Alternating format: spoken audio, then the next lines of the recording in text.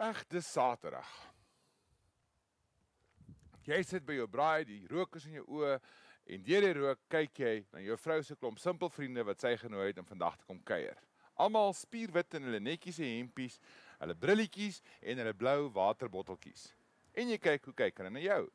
Jy sien hoe frons hulle oor jou Suid-Afrikaanse braai wat jy gebruik, met trots.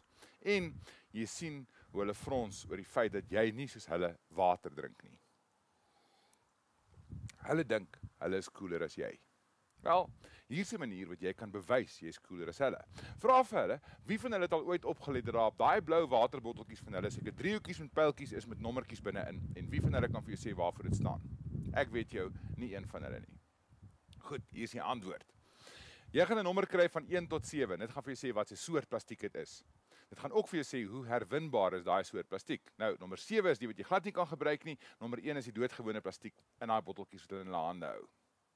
Die feit van die saak is plastiek is deel van ons lewe. Ons kan nie vandag meer sonder plastiek lewe nie. Plastiek word gemaak van natuurlike hulpbronne, dit het 'n groot impak op die omgewing. So, as jy jou deel vir die omgewing wil doen en die geriewe wil hê van plastiek, is dit eintlik baie eenvoudig. Al wat jy moet doen, probeer om jou plastiek te sorteer. In die eerste plek gebruik jy dit so lank as wat jy kan oor en daarna herwin jy dit. En al wat jy hoef te doen as jy dit nie volgens nommers wil uitsoek nie, is om al die plastiek in een sak te gooi en buite op straat te sit. Vanaand kan jy beter slaap, jy het iets vir die omgewing gedoen. Dis die einde van my Jerry Springfontein toespraak. Net hierna toets ek 'n paar braairoosters, sodat jy nog cooler as hulle kan wees, en Quentin is reg met julle kykerbydraes. Reg, hierdie week se dingestoets is ons nog steeds besig om te braai en hierdie week wil ek graag na 'n paar roosters kyk. Kom ons begin by hierdie een wat hier voor my staan. Dis 'n baie grand een wat ek nou hierdie week gekoop het. Dis regtig baie oulik. Die idee is, hy's heeltemal opvoubaar. Hy pas in hierdie groot sak. Mooi netjies, jy kan saam met jou ry waar jy wil gaan. Nou sit jy jou vleis binne-in. En as jy nou die vleis ingesit het, maak jy die laaitjie toe. Jy dra die hele ding, jy sit hom oor die vuur neer, jy braai. Terwyl jy braai, wat hom nou oulik maak, is dan trek jy net hierdie een kabeltjie en dan draai jy jou vleis om. My eerste probleem met hom is, jy het net een hoogte. Daar's nie iets waarmee ek die hoogte kan stel nie. Boonop, sou jy nou vergeet om jou vleis se laai toe te maak, as jy nou die vleis insit en jy druk nie daai ringetjie in nie, as julle sien, haal hy baie moeilik af, maar as jy nou vergeet om hom vas te maak, nou lê jou vleis daar en jy het nou vergeet om daai ringetjie op te sit, die volgende ding wat nou gaan gebeur, is jy gaan omdraai en alles lê binne-in. Nou het julle sommer 'n ander probleem ook gesien. Ons het nou net, soos julle kan sien, 'n splinternuut nog nooit gebruik nie. Staalkabel wat hom hier vashou met 'n klein klampie waaraan die hele ding hang. Hier's nie eers vleis en gewig in op die oomblik nie. Dit sommer dadelik uitgetrek. So hier is een wat ek 'n klompie jare terug op die Weskus gekoop het. Hy het 'n groot sak voor waar ek nou my vuuraansteekers en my tange en alles kan ingooi wat ek wil. Nou hy het 'n baie slim patent wat ek nou vir julle gaan wys. En daarom bly dit nog steeds my gunsteling rooster. Hierdie ou het 'n U-vorm met een lang regop yster. Onder het 'n bietjie groter gemaak. So jy druk hom maar deur. Sit hom op die vuur. Daar's hy. Nou staan hy lekker stil. Onder in die rooster lê die geheim van hierdie rooster en dis daai yster. Dis 'n T-yster wat met 'n paar draadjies vas is. Jy sal sien hierso waar hy oor die pyp moet gly, is hy met 'n hoek, hy's nie reguit nie. Dit beteken hy kan hang aan daai ding op enige hoogte wat ek hom wil stop. So ek kan die hoogte van my vuur stel. Dis die eerste baie cool ding van hom. Daar waar ek my kole soek, daar hang ek hom. Reg. Tweede oulike ding van hom, as ek my vleis wil omdraai. Kyk nou mooi daar. Na daai T, ek lig hom effens, laat hom hang, trek hom terug tot net verby daai T, draai hom, stoot hom terug onder die T in, skuif hom terug tot die hoogte wat ek hom wil hê en sien daar my vleis braai verder. Nou dit in my kop is 'n stukkie slim ingenieurswerk. Op 'n aardwolfskaal gee ek hom 10 uit 10. Nee. Ek is die grootste wil. Ek wen. Die ou verstaan nie van senioriteit nie. Ek gaan soveel van julle vrae probeer beantwoord as wat ek kan. Hoe sterk dink jy is 'n spinnekop se sydrade? sterk genoeg om 'n voël te kan vang. O ja, hierdie glasoogie het in die web van 'n gebande goue waawiel webspinnekop gevlieg en daar verstrengel geraak en is toe ook daar dood. Rudy Foster van Welkom het die foto gestuur. Nee, die spinnekop se web is nie eintlik bedoel om voëls vas te vang nie. Hier staan se kind. Die wyfie kan tot 3 cm lank wees. Die mannetjie is aan haar regterkant. Die mannetjies van hierdie spesies, Nephila senegalensis, is piepklein. Dis die spinnekopkenner Astrid Leroy se foto van hierdie pragtige spinnekop wyfie en mannetjie. Dis teen hierdie glasdeur wat 'n duif met 'n plofslag vasgevlieg het.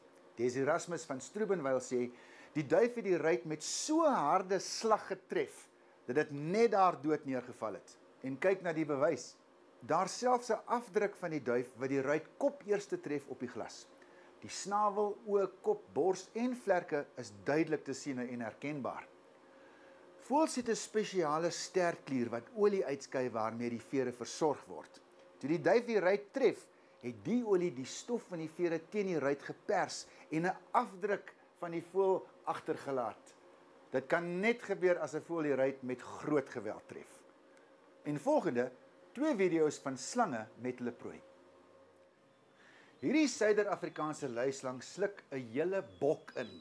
Dis in die Ellis Ras distrik waar Andrea Parsons van Heidelberg die dirasie gesien het. Die prooi is 'n uitgegroeide rooibok en die slang moet 'n goeie 3 meter lank wees. Die slang het sy prooi vasgebyt met daai tande wat agtertoe gekrom is. En dit anker hom en gee hom kans om sy kronkels om die bok te kan gooi en dan al hoe stywer te trek. Anders as wat baie mense dink, word geen bene gebreek nie. Elke keer as die bok uitasem, span die kronkels vaster en vaster totdat geen vars lug meer in die longe kan inkom nie. Die prooi versmoor en beswyk aan hartversaking. Wat my altyd verstom, is hoe groot daai bek kan rek. Dis moontlik omdat die 2 helftes van die onderste kaak uitmekaar kan rek, want die kake werk so skarniere waar hulle aan die skedel vas is. Die boonste en onderste kake strek afwisselend om die beurt vorentoe om die prooi dieper in die bek in te trek. In die keel vat spiere oor om die prooi tot in die maag af te druk. 'n Ander slangsoort wat moet staatmaak op 'n wurggreep eerder as gif om prooi te immobiliseer, is die bruin huisslang, Lamprophis capensis. Percy Joubert van Sanin in die Mojages Kloof het op die afgekom terwyl hy 'n geitjie sluk. Makliker gesê as gedaan as jou prooi so dik is en die pote boonop halstarrig in jou bek vashak. En dan nog moeiliker as die prooi begin spartel terwyl dit klaar in jou bek is. Alle prooi word as reël eers gesluk as dit dood is. Die krulle om die prooi word dan verslap en die kop word eers gesluk. 'n Enkele bruin huisslang sal 'n hele muis of rotfamilie in 'n paar weke die een na die ander vang en opeet. Voeltjies, vlermuise, knaagdiere en so af en toe padde tel onder sy prooi. Jonger slange het nog hulle voorkeur vir skinke.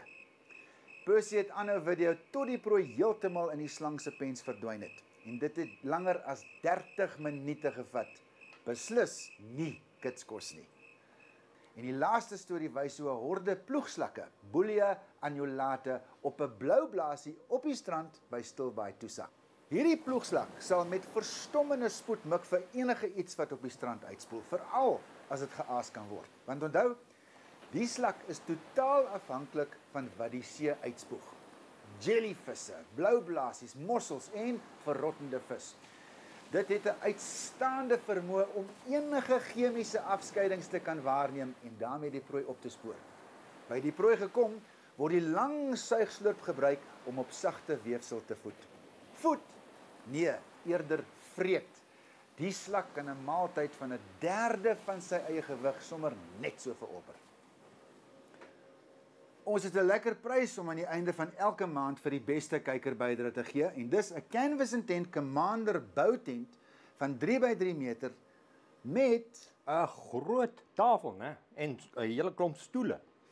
Al die maandwenners word weer aan die einde van die jaar beoordeel en dan deel ons nog pryse uit.